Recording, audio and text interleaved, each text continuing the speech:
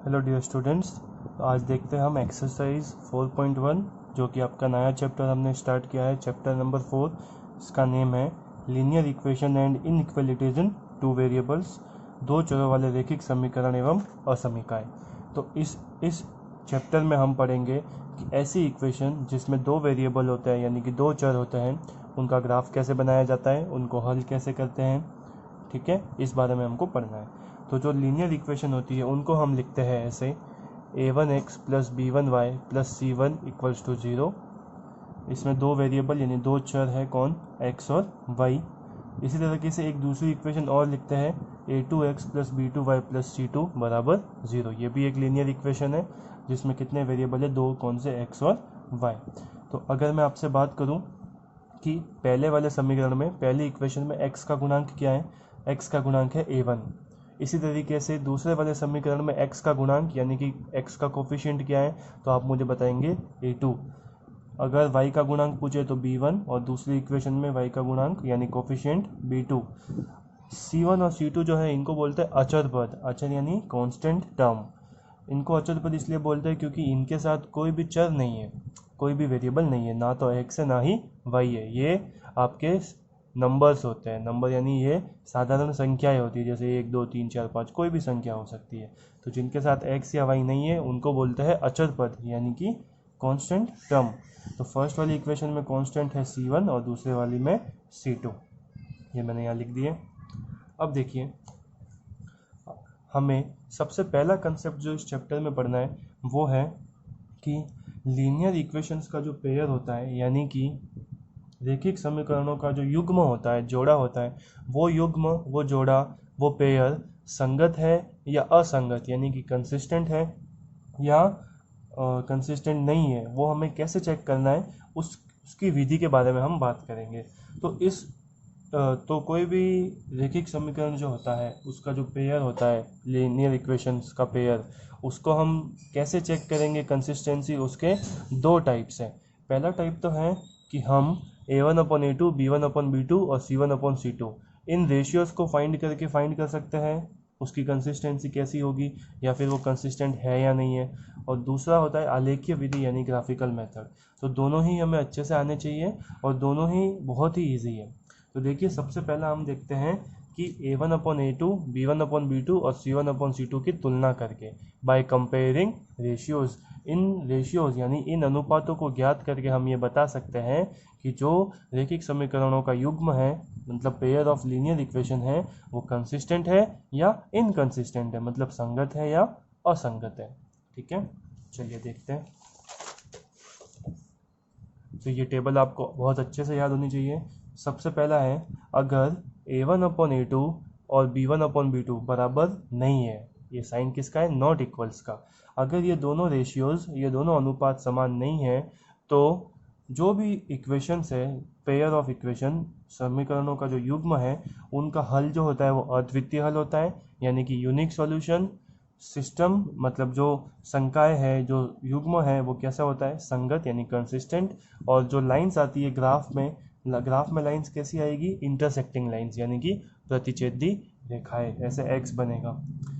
इसके बाद दूसरी कंडीशन में हम देखते हैं कि a1/a2 और b1/b2 बराबर है। अगर ये दोनों बराबर आ जाए तब हमें तीसरी कंडीशन के लिए चेक करना है। अगर ये बराबर नहीं आए तब हमें तीसरी कंडीशन चेक ही नहीं करनी है। ठीक है, अगर ये बराबर आए तो तीसरी कंडीशन चेक करना है। अब ये बराबर आई तो तीसरी कंडीशन के लिए भी दो कंडीशन हो जाएगी। कैसे? कि अगर ये बराबर है तो तीसरी बराबर नहीं भी हो सकती है, और अगर ये दोनों बराबर है तो तीसरी भी बराबर हो सकती है। मतलब इससे दो कंडीशन बन गई। एक तो बन गई कि a1/a2 और b1/b2 बराबर है लेकिन c1/c2 बराबर नहीं है। तो इस कंडीशन में देखिए क्या होगा। इस कंडीशन में होगा नो सॉल्यूशन यानी कोई हल नहीं है। जो भी रैखिक समीकरणों का युग्म दिया हुआ है, पेयर ऑफ लीनियर इक्वेशन है, उसका कोई सॉल्यूशन नहीं है। सिस्टम क्या होगा? अगर सॉल्यूशन ही नहीं है तो सिस्टम क्या होगा? असंगत यानी कि इनकंसिस्टेंट होगा। और जो ग्राफ में लाइंस आएगी, जो दो लाइनें आएगी ग्राफ में, क्योंकि दो समीकरण होते हैं और दो समीकरणों की दो लाइन आएगी, दो इक्वेशन की टू लाइन्स आएगी, तो उनकी जो लाइंस आएगी वो कैसी आएगी? पैरेलल लाइंस आएगी यानी कि समांतर रेखाएं आएगी। तो इस वाली कंडीशन में सिस्टम जो है, जो संकाय है, समीकरणों का युग्म है, वो कैसा होता है?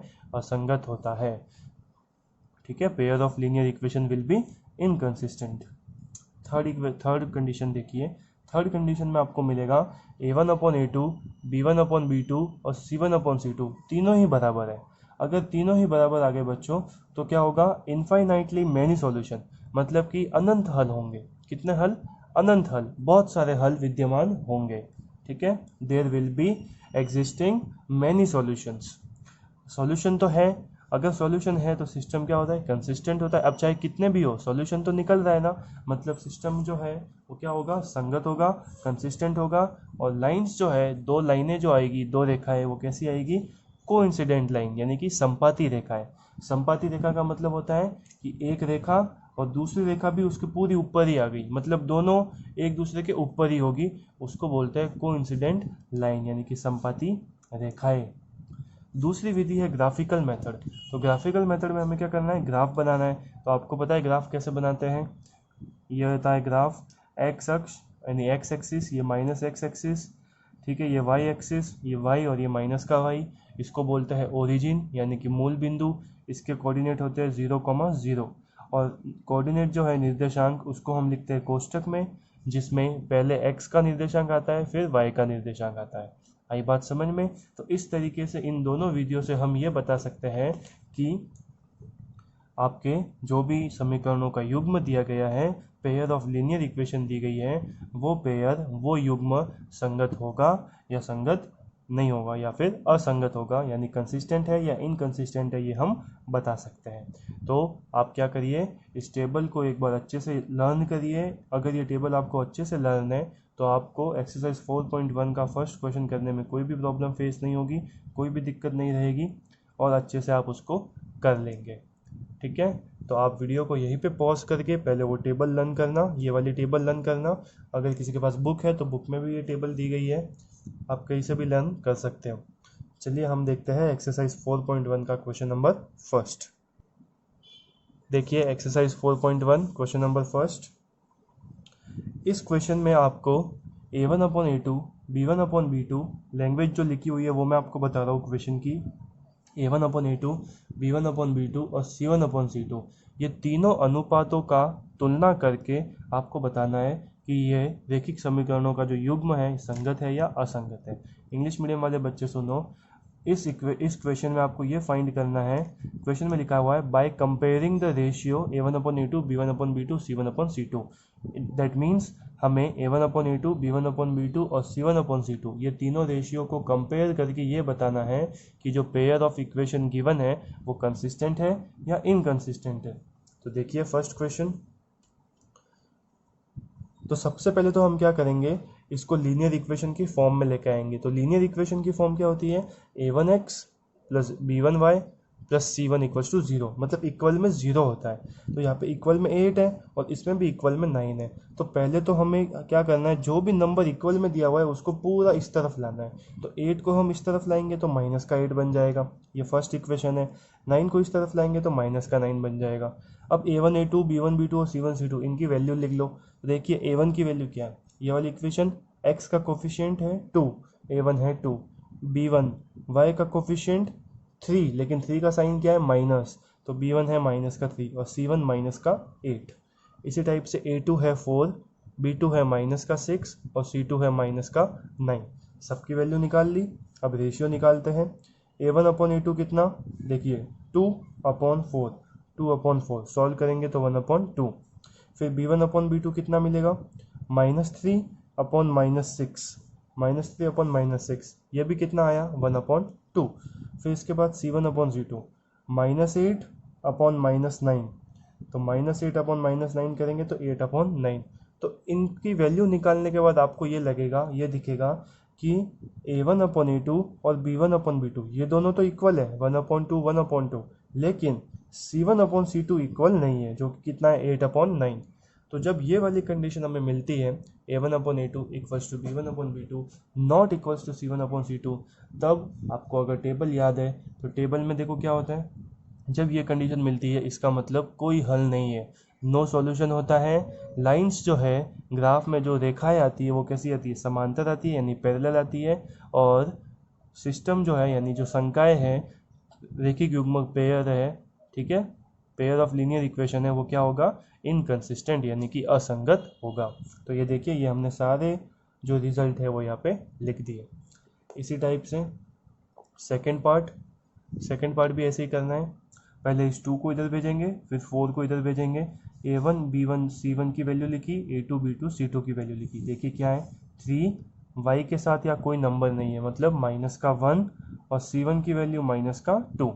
इसी तरीके से a2 कितना है 6, b2 -2 और c2 -4। ठीक है, चलिए आगे देखते हैं।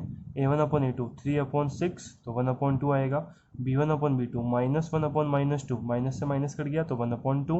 c1/c2 -2/-4 तो माइनस से माइनस कट गया, 2 से 4 एक बार और ये 2 बार।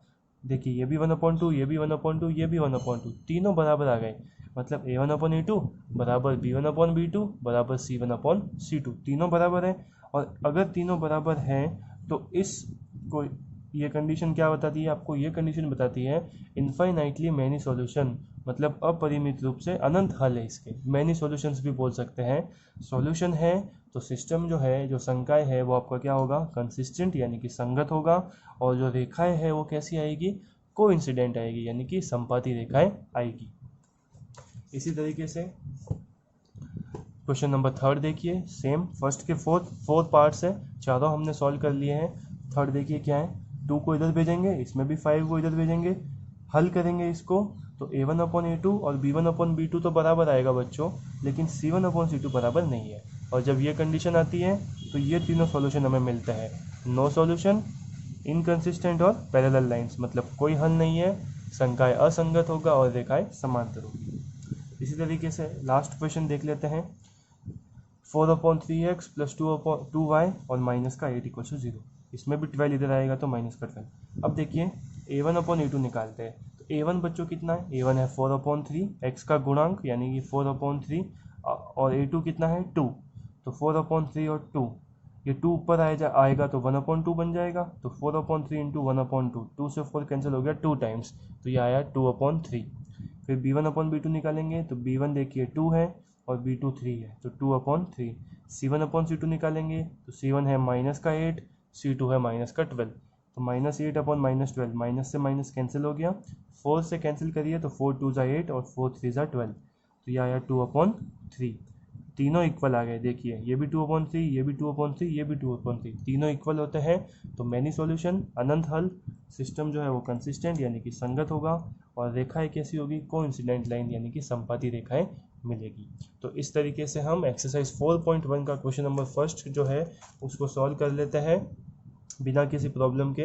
तो इफ़ आपको इस वीडियो में कोई भी डाउट आए तो आप मुझसे कमेंट करके पूछ सकते हैं या फिर मेरे को पर्सनली मैसेज करके बता सकते हैं। Thank you.